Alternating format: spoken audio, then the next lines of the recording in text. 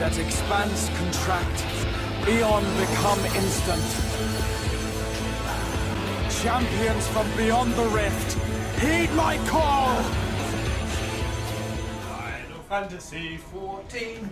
Shadowbringers, it's time to do that review before I forget all that I've gone through, which is a lot.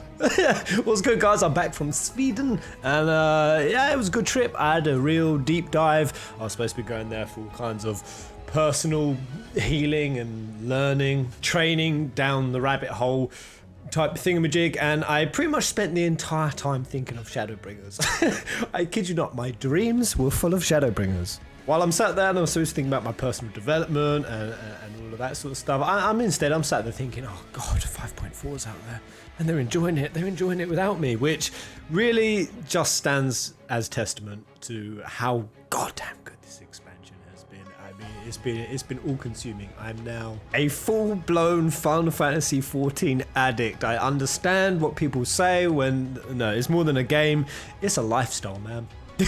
And I'm happy to give my life to it. So Shadowbringers, man, I'm just wrapping this off the top of my head, but when this game opened, expansion, I gotta say, just on the very surface level, I was immediately titillated right off the bat. The entire notion, as many of you Versus fans have always heard me say, the whole notion of nothing is either good or bad, only thinking makes it so. And I really thought that was going to be the theme of this expansion. Just sort of flipped the concept of dark and light on their head, and it was going to be going through like divine hypocrisy, justice and goodness like gone awry, and that there needs to be like a balance and a harmony and things between the dark and the light, and you know, Zen or philosophy, I guess. And I thought that's how this story was going to sort of bop and weave along, but it just goes so much deeper than that.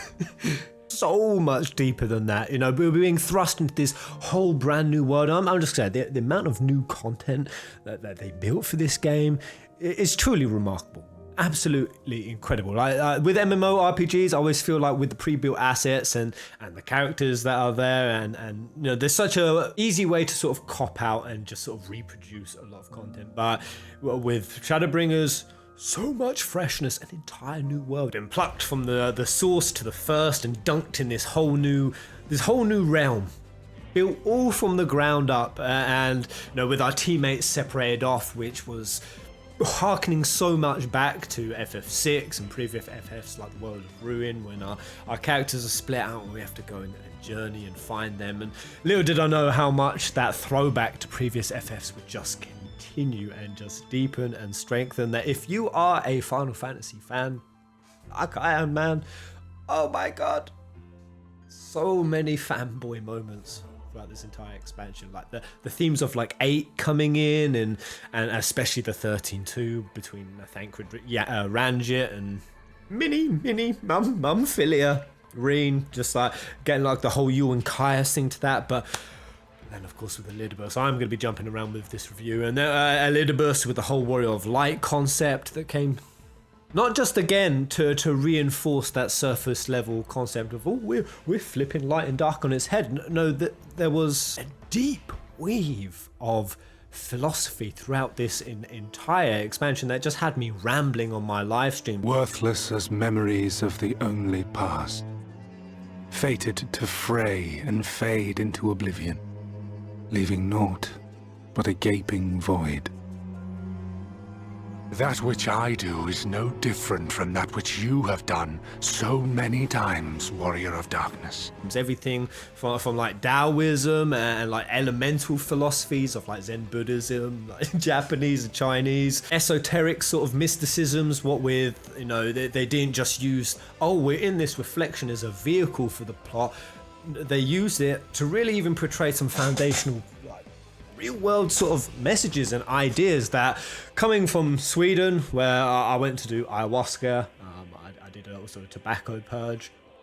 It's as horrible as it sounds, and after I did this tobacco purge, I had these like thoughts in my mind of like, oh, this is what we are. We're all these components of these elements that over millennia of years just intertwined and mingled to create the foundations of what we are, of what the world is. So like earth, wind, fire, and space.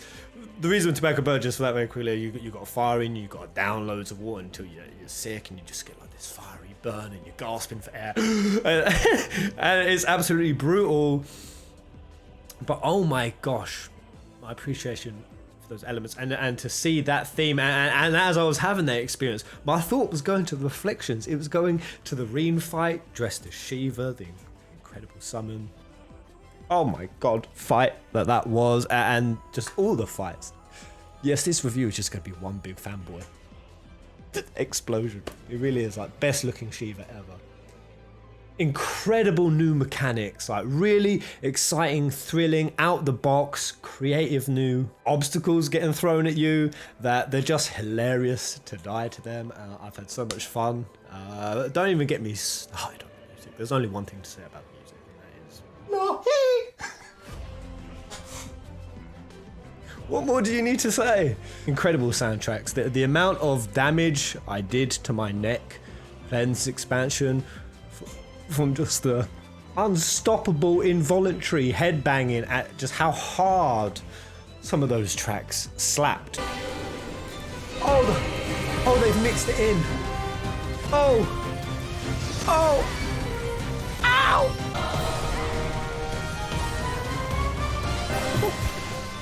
Ooh.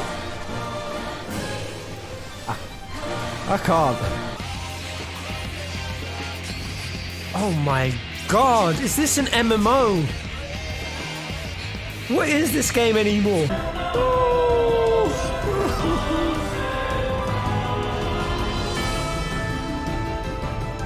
Oh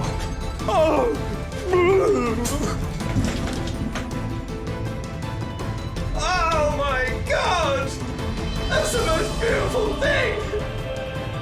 And for the ones that slapped, they were also the ones that just cut so damn deep. The emotion and heart of this expansion, like, it was always going to be easy for them to tug at the heartstrings, because, you know, we've played with these characters for so long now. The Sons, for anyone who's made it Shadowbringers, I'm in there, and if you've actually cared about the story, not just skipped it, they're like a second family, man. And I really was wondering how much further they could take the character development with these characters, and to keep it so interesting, so fresh, and not sort of be going round sort of the same circles where, like, the characters are like making the mistake that I see in some games where it's like, oh, I thought we went through that arc for that person to learn that, and now they're here making that same mistake again. But the Sons are different, man. Like, the arc's so consistent. These characters, you feel so solidly the growth that they have gone through, and I'm rooting so hard for each of them that I've said it many times on my Shadowbringers. Like, this is perhaps one of my favorite video game cast of characters, crews, parties of any Final Fantasy. I was even saying I think it's got to the stage now that Shadowbringers might be one of my favorite Final Fantasies of all time, man. Like, especially when I got to, like, Whirl It. I love Type 0 and FF7. When Whirl It was even bringing out these huge Type 0, sort of the savageries of war. Again, picking from FF7 weapons, like plucking that nostalgia and fanboyism and just weaponizing it against me. Like, Elidibus is weaponizing the concept of the hero, like the integral, like the very foundational desire for salvation, like the notion of hope. That's where they'd taken the whole flipped light and dark concept and really gone deeper with it. And what I loved with characters like Elidibus and Emmett Selk is, as they introduced, and not only did they super compelling personalities that just had, like, really freaking gripped and on the edge. These villains did something a lot different that many other villains can sometimes miss. Like, their true intentions, for example. Many video games, like, the villain's true intention can only be, like, revealed right up until the end. But what I felt the team of Shadowbringers did so well is they sort of gave us enough knowing and understanding through the way that these villains were introduced into the story, how they acted, and like, we were drip fed little parts of their motives, or even just given hints and clues that I was able constantly throughout this expansion to make the foregone conclusions of, oh, this is where it's going. I bet this is gonna happen. Yeah, I get where we're going with this. And then when it unveiled that to be the case, oh, it was so sad. I was like, yes, I knew this. But then what would happen is that foregone conclusion would then get leapfrogged so hard, and it would dive straight over the top to a whole other level. So with the Lidibus, for example, when he impersonated Ardbert and he was telling everyone at the Crystarium that they were warriors of light, oh god, this is where we're going, but then just superseding it with pulling other warriors of light, like main heroes. Like I think Bart's appeared, or was it? No, it was Locke and maybe Lena. I think there was Bart's as well. I think even like Cecil Kane.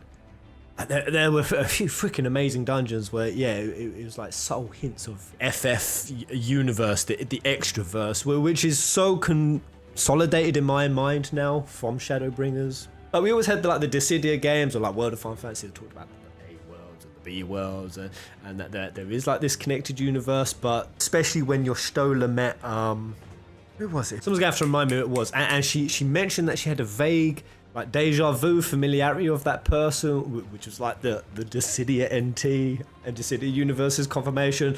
I love that, man. I just love so much of this Shadowbringers ride that I've honestly at times I felt genuinely inspired by it. I've emotionally like purged through this freaking expansion, which is all the things that when I was a young boy and I started playing Final Fantasy, this is what this series gave to me, and it's brought me back into that space. And I didn't think that was capable or in an MMORPG format. You know, I've been a RuneScape and a World of Warcraft player, and I always thought like, oh yeah, you know, the story might be able to get to tier 3. Well, I never experienced tier 3. I was like tier 2. Heavensward got to tier 3. Stormblood specifically, the patch Stormblood, because the main Stormblood was a bit slow paced at times. The patch Stormblood was like tier 3. This opened up tier 4, and then it even pushed that tier 5, baby. It made it, and especially when we went to Eden with like Reen and like Gaia, the introduction of Gaia, but the things with their creativity, like with their summons, the merging of the summons to represent again that elemental philosophy that was going on. I've already done the video on Amarot and how that was pulling from a lot of philosophies that I've been really inspired by, like the Law of One, for example. It talks about sort of dimensionality, and it is again an esoteric mysticism notion, concept of us sort of being partial souls, essentially, and that we're on this journey, you know, reaching our full capacity as we transcend these levels of dimensionality. And what does it mean to be an incomplete soul or being on this sort of journey? Emmett Selk is here absolutely disgusted by it, you know where he came from. It was pure paradise, and as he's going through manipulating this entire history of Eorzea, and that's the thing, that the full circle story arcs that like tie back into ARR and give like a whole new level of depth and context to everything that we've experienced up until this point. Like Shadowbringers really did that, and it really got like this whole debate going amongst the fans, you know, about morality, about what was Emmett Selk doing, what was it right, was it wrong, what does it literally mean to be human, like what are the flawed parts of our existence that are beautiful, or things that we really should aspire to transcend no matter the cost. And that debate is fleshy, man.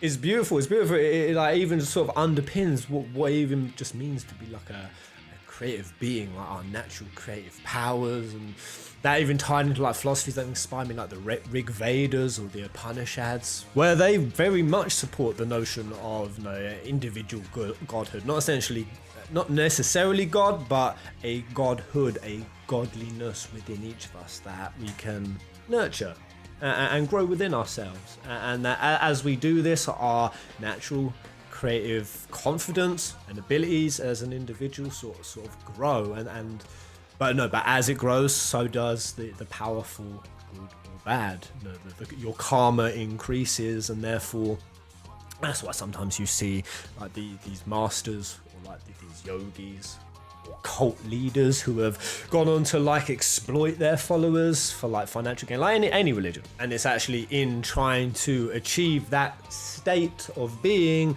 that you can actually do quite the opposite, you know, completely lose your way. And we see that through Emmett Selk, you know, with his hunched over shoulders, and like the weight of everything is just like bear down on him, and he knows it. Like that's the thing, like Emmett Selk is so self-aware. He has said, you know, the sins he's committed, he knows he's gone down a dark path, you know, especially when they created like the void. They say that was there through their ignorance and their naivety that created. So again, strong creative powers gone awry, and oh man, such a deep freaking game. So many like deep themes and plots, and like these are just like my personal beliefs and inspirations. So I'm sure every player has got their own unique set of them based on your unique set of values. But that's the thing, there's so much in this game to pull on those values and make you question them. Like just one for me personally, I've been a vegan for a while now, about a year and a half. And like Seto even started like getting Seto Ardbert's like Camel Boy, bit of like Beck Lug's race as well, like the dog people who had like this dying loyalty, like these really pure and just like sincere sort of souls and personalities, and that it was only when Seto was able to get a voice that he could express it like to Ardbert. God, I'm gonna get emotional from it. Like it was such a silly like little small scene, but it got me so like emotionally affected, man. So I was like, damn, if like animals could speak, like the ones that we even just like we call them meat, like the dogs, they're the pet animals. We wouldn't do anything to hurt them. They're the pet animals, but the pigs and the cows, no, they're the meat animals, and we can fuck them up no matter what. Like if those creatures were able to voice, because we were just so disconnected from the whole process, like we would feel so much more compassion, just like what I had in this Seto experience. In those days, I could not speak, but we found joy in each other's company nonetheless. Oh, the memories. This medallion he found during an adventure, fashioned it into a necklace for me, his partner in crime. I had not the words to tell him then, but it filled my heart with pride. I was so happy. He was a good man. He deserved to be happy. I wish I could have told him that, at least. Yeah, man, I'd be really interested to know from you guys in the comment section what parts of Shadowbringers like really inspired you. There's more kind of videos that I want to do, that I want to dive into specifically. Which characters I think had the strongest roles? Who were the MVPs of this story, and what my current list is. I want to do that video separately. But yeah, raids, dungeons, creative, beautiful, powerful, like a story being told through just the visualization that was happening. Again, I go back to Reen and the Shiva, but I mean, there was so many raids like this. Minfilia with the Oracle and like the Wall of Light, and then we see that come through with Reen taking on the Oracle garb. And then also the Heidelin, the freaking Heidelin shape, like 13 crystals, and you've got like the little elementals trying to get to the middle. We've got to fight. Oh my god, it was blowing my mind. I really specifically loved Kalusia because it had a strip joint.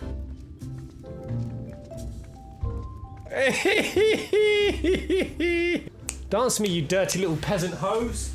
Shit, I need to shake it. I loved it because I get really political at times. I get a real interest, and I'm always thinking about society and how we're structured and where it's going. And I was really thinking like the parallel of Kalusia. Like, you've got your wealthy elites who just live in absolute like decadence and a luxury that is just so ridiculous it borders on contemptible. You know, and we have that. We have those billionaires right now. We have that 1%.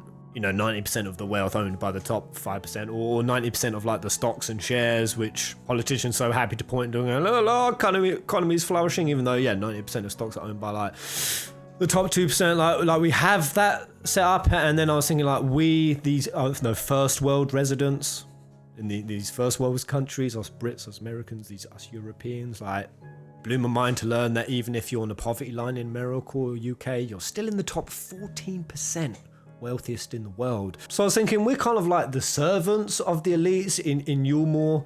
We've not got it so bad. We have to work, often quite a lot, 9 to freaking 5. Most of us have to give our entire life essence and life force, like it's a constant service to the elites. But we're still in Yulmore. Do you know what I mean? We've still got it good. We're still living in like relative safety and peace, and we've got our bread and butter put on our table for us every day. And like the rest of the world are the people in Gate Town.